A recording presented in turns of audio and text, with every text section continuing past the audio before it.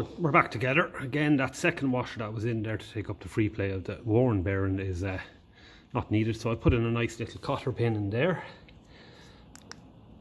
so it's nicely tapped in there, and it's tapped in on the underside as well, and it's just going to stay nice and neat there. So I'm going to fill this cap with grease and I'm going to screw it home. Right, nice bit of grease there as well, and the caps are getting cleaned out in the parts washer. So there's nothing but new grease in there now. Everything's cleaned out, everything's tensioned up, so we should be good to go. I'm going to put some anti-seize grease on that, not your standard grease, because they're nice new wheel studs.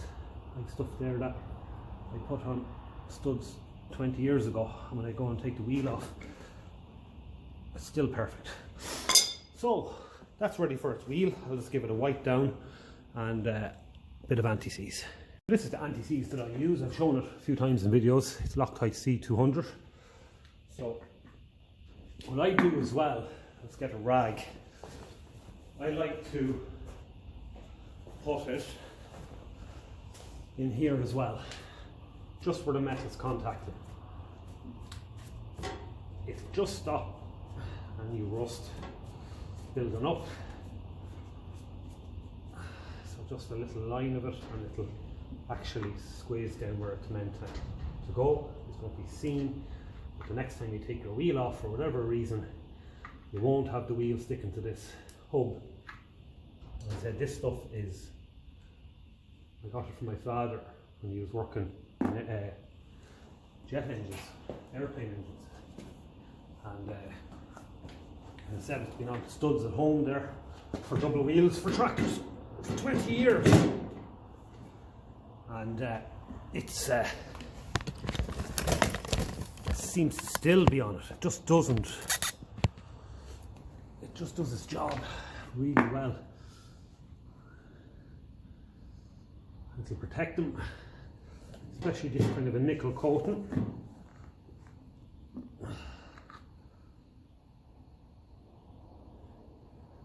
little bit of that all around. You'll not have a problem with seized wheel nuts. So that's that.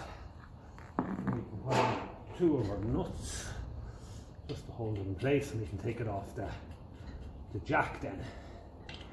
Then it'll be just a case of tightening up the rest of them and giving that grease cap a go. So, looking good. These 2 of them are tight. She's not going to go anywhere. Right, so I'm going to go and do that, and we'll get on to the next job. While we're at it, let's get this pump, see what's in it. Not a whole lot in it at all. Let's bring these up to about 20 psi anyway. They're a little bit perished. I think half the problem with them is there's just too little air in them. That does kind of crease the tyre a bit, so I'll definitely put in 20 and see how we look. Still a little bit of a flat look about them. So I'll turn on the compressor and I'll finish pumping them a bit more. See, is this wheel bearing bad? I'm going to replace the bearing anyway. Yeah, it's really bad. Put down the bonnet and maybe we'll be able to hear what's going on. Actually, I'll leave it there, don't worry. Look at the top of the wheel, you can just see that's how much free play is in it. Really bad. So we'll get that sorted as well.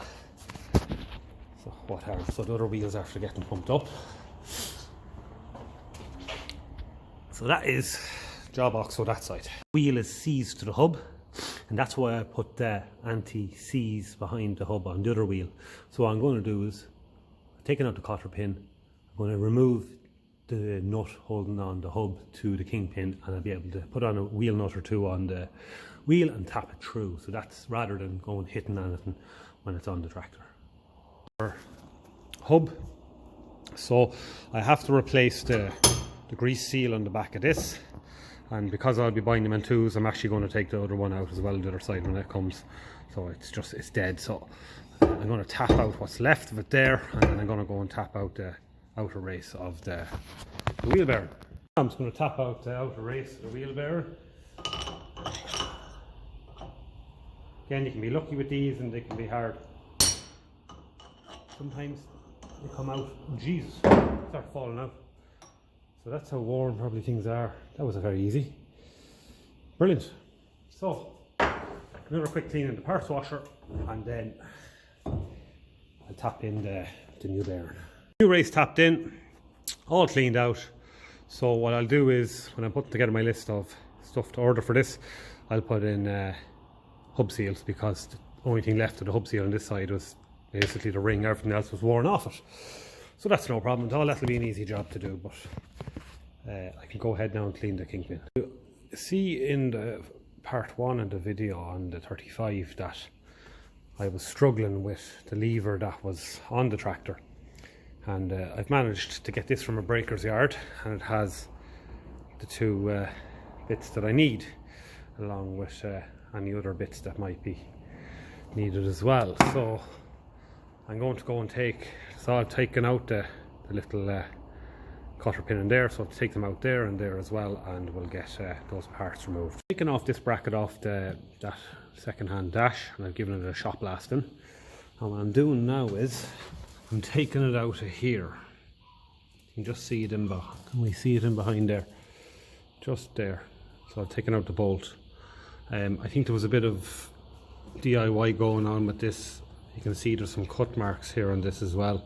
So I'm going to take this out because it seems to be sticking out too far to the other side, and that's pushing this out too far and it's hitting the air filter. So have that side ready to go, nothing bolt out, and I'm going to take it out this side now. This is sticking out way too far, because I compared this to the one that was on the spares dash. I've removed this throttle linkage from the spares battery tray. I just had to drill a hole through there to put a cotter pin in, so I'm going to fit a nice washer onto that and grease, and that's going to go onto there. So I fitted the other whatever you want to call it, throttle linkage going through from one side to the other, as the one that was on it was a little bit of a DIY job. There's bits of weld and bits of rivets here and there, and it was a bit misaligned. So that's what's going to go on there, and I've tried it now. It actually has the full range of throttle on it now, so that's a win there. To fit this throttle linkage, so I have 2 cotter pins and 2 washers ready for that. So next job. Another job I'm at now, since I have all the throttle linkages put back together, I just have to, actually now that I see it there, I just have to give that split pin a bit of a bend around there, and that'll be that job done. So there. So that's that. And that is all working there, that's all done. I have my new cotter pins there and behind there as well. I have my tacho drive, just needs to tighten back home a little bit there. That's no problem, I can do that. I have the air filter bracket back on, and now what I'm after doing is I'm after putting the wire that's going down to the starter switch there. I'm after putting it in a nice heat shrink there. Well, it's not even heat shrink, it's actually proper protective, and I'm going to cable tie it around there so that it's not going to get in the way of the throttle rod that'll move and that could rub it. And I also pulled down the wire going to the alternator as well, so so that's going down there. This wire was a bit too long, so I'm after going and cutting it, and I see that the wrong kind of screw bolts are in there. This is what was in this side here. It's actually kind of a car one. So what I have is original Ferguson ones going in there. So that'll tidy that up, and it'll keep any place there was a bit of movement or throttle rods or vibrations. That is a real thick rubber. So that'll do there, and I'm going to put something over this wire going down to the alternator.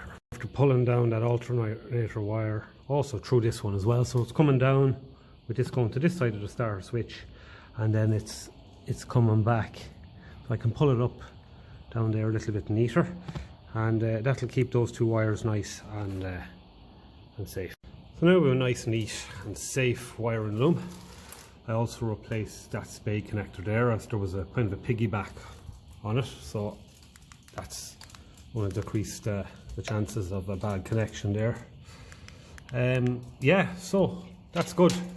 We're happy, so I can go and test it now and make sure everything's working as it should. Also, I had to tighten up some of the connections on the alternator. There's no problem at all with that. So yeah, very happy with the amount of work done there now today so far, so we're going to call it a day.